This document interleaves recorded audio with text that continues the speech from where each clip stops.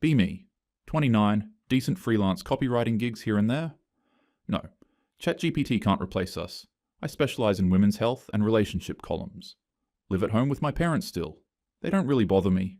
No rent, no chores if I time things right. Just Uber Eats receipts and work from bed flexibility. Been in a situationship for almost 2 years. He'd come over, vent about work, nap, compliment me. I liked the attention. He liked that I didn't need much. Eventually said I was exhausting, emotionally sharp, never soft. I told him to go date his therapist then, LOL.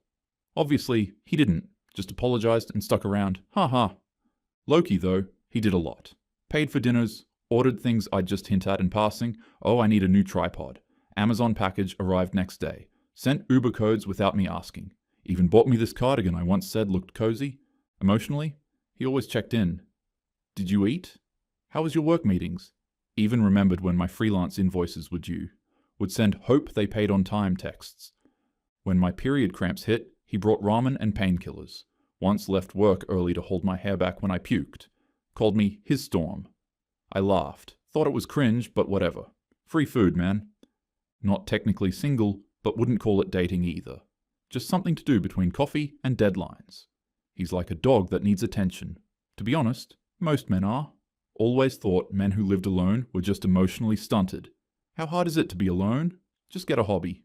Have a tight friend group. 3 girls, 3 guys, uni leftovers that somehow stuck. Game nights, wine nights, rooftop nights. We talk about everything, except the stuff guys never really bring up. Until one night, Mel's apartment, pizza, box wine, folded legs, Spotify jazz. We're going around answering, what's the worst thing you've thought but never said out loud? Darren, quiet guy, logistics job, hasn't dated since forever, goes, I think if I died, no one would notice for a few days. Room goes silent. Thought he was joking, but he keeps talking. He opens up about isolation. How his mum died last year. Dad barely speaks, just sends dog memes. His work? Spreadsheet hell. Says the most contact he's had recently was bumping into someone at the post office. Says he once faked a fever just to get a get well soon text. That he hasn't had human touch in 6 weeks. No one checks in, no one notices. Everyone's frozen. Mel offers wine, Jack nods slowly. I try to break tension, say, I don't know, maybe try yoga or something? New friends? Darren looks at me, says, it's not that easy when no one sees you in the first place? Argument starts. I say men avoid emotional intimacy. They isolate themselves. They choose this life. They just need to open up more. Jess backs me, says, it's like, you all want to suffer in silence, then blame us for it. Jack leans forward, says, it's not suffering in silence. It's suffering knowing if you said anything, it'd still be silence. Darren nods. We don't want pity. We want to matter. I say, you do matter. He goes, nah. Not unless we're useful or hot. Maybe both. That one stung. Mel tries to lighten it. Okay, but everyone struggles. Jack replies, true. But not everyone disappears when they do. Jack snaps a bit. You think we want to be invisible? Says, you girls think loneliness is cute. For us, it's a coffin. Things get spicy. I say, come on, women go through stuff too and we're still functional. Jack says, you don't get it. You're supported by default. Darren adds, you wouldn't last 2 weeks without compliments or check-ins. That hits. They keep going. They say I should try it, just for a while. Live like a man. No softness, no support, no validation safety net. Just silence and survival. I scoff. Say, what? Live like a broke hermit and get ignored in bars? They go, yes, exactly. Mel's already pulling out a notebook. Says, I should actually try it, for real. See if it's as easy as I think. I agree, not out of curiosity, but because I want to prove them wrong. Jack claps his hands, says, okay then, rules. Darren leans in, girls invested too. Cut off your guy. No spending his money, no flirty DMs. Jess adds, no posting thirst traps either for free dopamine. What even? Whose team are you on, man? I roll my eyes, say, fine, cold turkey. Jack keeps going. No help from family either. Can't ask dad to fix stuff or mom to make meals. You have to pay rent and have no interactions with them. That one annoys me more than I expected. Paying rent? Really? Always figured that was a guy's thing. like fixing sinks and booking hotels. Not because I can't, just because, why should I? They're the ones obsessed with being providers. Thought that was their whole deal. I do emotional labor. He used to say I softened his edges, so I was providing too. But whatever. Guess now I gotta Venmo a landlord to prove a point. Feels weird paying for a space that doesn't even feel safe. Wonder if that's how men feel, renting their silence daily. Mel laughs, says, so, starvation and isolation. Cute. Darren gets serious. You'll need to try some real labor too. Not desk job stuff. Physical, invisible, like what most guys do. I blink. You want me to move boxes for feminism? Jack smirks. Yes. Welcome to equality. I ask, how on earth do I even find that kind of work? Darren sends a link. My cousin uses this gig app when rent's late. God, was kind of hoping I could escape this one. Mel jumps in. Oh, I used it once to host at a wedding. Pays trash, but it's real. Jack says, scroll until you see something miserable. That's the one. I pretend to laugh, but my gut kind of drops. They tell me to track it, daily photos, no filters, no subtle pity baits, just raw uploads to a private group chat. Jack says, we'll meet in 2 weeks. Hear your TED Talk. Jack adds one more rule. No social media either. You can't post hot selfies for lifeline compliments. Darren nods. No stories, no tweets, no lol I'm dying, phishing attempts. Mel jokes. You mean she has to suffer silently like men do? I say, I barely post anyway. Jess goes, you posted an iced coffee last week and got 108 replies. Okay, fine. No social, no filters, just me, my cracked phone, and my own echo. Lowell, easy. I'm a confident queen. You all think I need external validation? Mel picks up her glass to cheers, says, bless this stupid idea. Jess raises her wine glass. There's literally just water in now, but okay. Darren just says, good luck, you'll need it. I say, LOL, I'll be fine. They all say, we'll see. Go home that night, walk to the station, see this dusty old suicide awareness poster peeling near the bench. Says, 75% of suicide victims are men. Read it again. Double take. Is that even real? Never noticed it before. Never needed to. Sit down next to it. Suddenly, the quiet around me feels heavier, like it's been warning me the whole time. Suddenly, things become apparent when you start paying attention. I noticed. Text situationship. Hey, need space for a bit. Personal growth or whatever. LOL. He replies, K. Take care. Didn't expect it to hit that hard. Next night feels quieter than usual. No buzz, no passive attention, no, what you doing? Or, you hungry? Want some food? Just me and my charger at 93%. Told my parents I got a short copywriting retreat. They're putting us up in a co-living space to brainstorm wellness content. Technically not a lie. Mel's dad had a vacant rental unit between tenants, said I could crash for 2 weeks if I paid utilities and cleaned up. Looked like an Airbnb that forgot it had guests. Still, 4 walls and 0 family dinners. They believed me. Probably proud. LOL. Day 2, wanted to order sushi, remembered he usually did that. Opened the app, saw the delivery fee, closed it. Made toast with cheese, it tasted like loneliness. Get a manicure. Realize I paid for it with my card. Used to be an automatic Venmo request. Now I stare at the $44 like it's a hospital bill. Decide to go out. No makeup. Jeans. Purposely wear my plain black baggy hoodie. I've been mistaken for a guy multiple times whenever I wear it. Kinda look like a guy. Want to test it raw. Hit that bar we always used to pre-drink at. Not a single head turn. Bartender skips me twice. Finally waves. What'll it be, ma'am? Ma'am? Damn, they used to call me sweetheart. Realize something. No one's trying to talk to me. No glances, no compliments, no one wondering where I've been. I thought I'd feel free. Instead I feel erased. Is this what being a low-value man tastes like? Try to make convo with guy next to me. He mumbles, watching the game.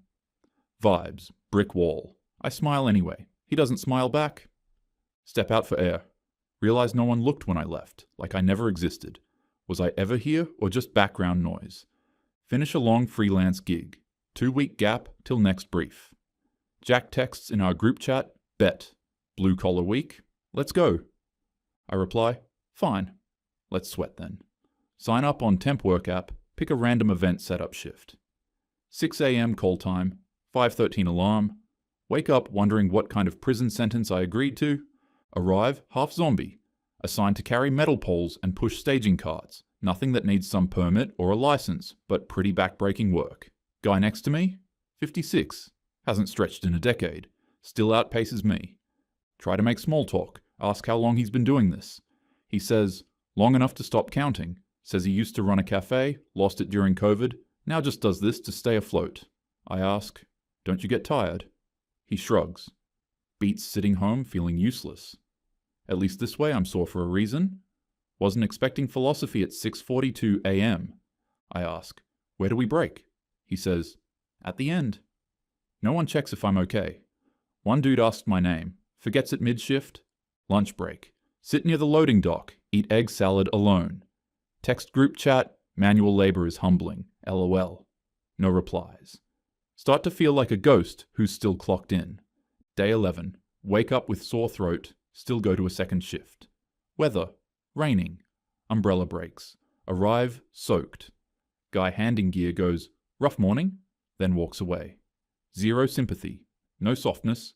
Just cold hands and cold concrete. Assigned outdoor signage setup. Boxes, screws, hammer. Not hard, just heavy and endless. Trip on loose cable, fall forward, scrape both knees, and spill everything. Two dudes nearby don't move. One literally walks over my clipboard. Say, ow. No reply. Kneel there like an idiot. Realize, no one's coming. This isn't main character pain. This is background extra pain. Men are really not that kind, huh? Text Jess. Feel off lately, I don't know. She replies, take a nap. Text situationship. You still around? Left on scene. Sit on bed, in towel. Look around. Haven't been hugged in almost 2 weeks. Call Mel. Don't even know what to say. She picks up mid, hello? I just exhale, say, do you think I'm dramatic? She pauses, says, why?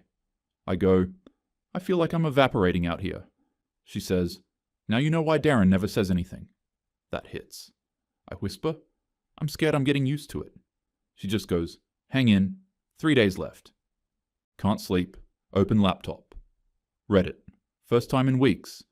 They said I wasn't allowed social media. Reddit doesn't count. Okay. R. Askman, as usual.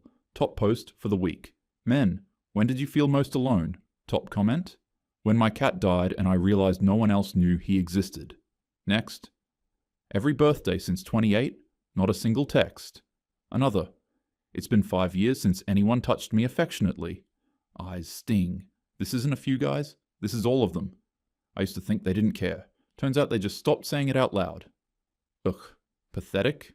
Haven't been complimented either. Not even from a stranger. Just effort. Constant, invisible effort. Was this what they meant? No one checking in. No one noticing you slip. Is this how they live all the time? I always joke how men lacked emotions. It's as if they were wired with some software error. LOL. Turns out they're just buried under rent. Nah, but it's toxic masculinity that caused all this. Think of Darren and how I mocked him. I get it now. Invisibility isn't poetic. It's terrifying. 2 weeks later. Day 13. Accidentally knock over my lunch on the job. Rice and tuna everywhere. Kneel down, try to scoop it back into the Tupperware. Look up. 2 guys just walk past me, not even a you good? Third guy sees, walks over, hands me a napkin. Messy day, huh? I nod. He sits for a sec, says, first week. I go, how'd you know? He smiles. You still look shocked. He tells me, you'll stop being shocked. That's when it's dangerous. I ask, do you ever get used to it? He says, you don't. You just start thinking no one else has it better. Then he leaves, back to the metal crates. Sit on curb, hands smell like soy sauce, feel like crying, but that feels illegal out here. Even my sadness feels like a burden. Go home, take off my wet socks, curl up on the floor instead of bed. Open old voice notes from him. They used to annoy me. Now they sound like warmth. I miss being asked dumb stuff like, how was your sleep? Miss feeling? Scene. Step into shower, not to clean, just want warmth. Turns out the heater broke, water's cold. Stand there anyway. Start talking to myself. You're fine. It's okay. You're okay. Repeat it until I cry. It's not true, but someone's got to say it. And apparently, that someone's me. Meet at Mel's again. Same wine, same floor cushions, same people, except I'm different now. They ask how it went. I shrug, then laugh, then cry, say, "You win." Jack raises a brow. "So?" I say, "I thought you were exaggerating. Turns out I've been patted by softness my whole life. Compliments, check-ins, favors, safety nets. Take those away, and this world is steel." Darren nods, says, "It's not about being tough. It's about doing it all while nobody notices, and still showing up anyway." I don't argue for once. I just listen. Walk home slow, fingertips cold. Call Mom, say heading back tomorrow. She says, "Bring laundry." Dad in background, watching TV. "No? How was it?" "No, we missed you. Just your room's still dusty." Hang up, sit on bus alone, look at my hands, realize no one's held them in 14 days. And the scariest part is how easy that became normal. Back in my room now, same bed, same silence. Wasn't that bad, I guess. I did it, proved I could, even if it sucked. Open laptop, scroll old pics, me at brunch. Caption, "Soft life loading." Maybe it was never soft, just supported, and I mistook that for strength. Look out the window, see a dude smoking alone. Kinda reminds me of Darren. Wonder if he's okay. Probably just overthinking again. Did I really mock them? Or did they just take things too personal? I said what I thought. Was that so wrong? I don't know. Maybe it's just all more complicated than I ever gave credit for. Maybe I was right, but also a little wrong. Whatever. I'm just tired. Real tired.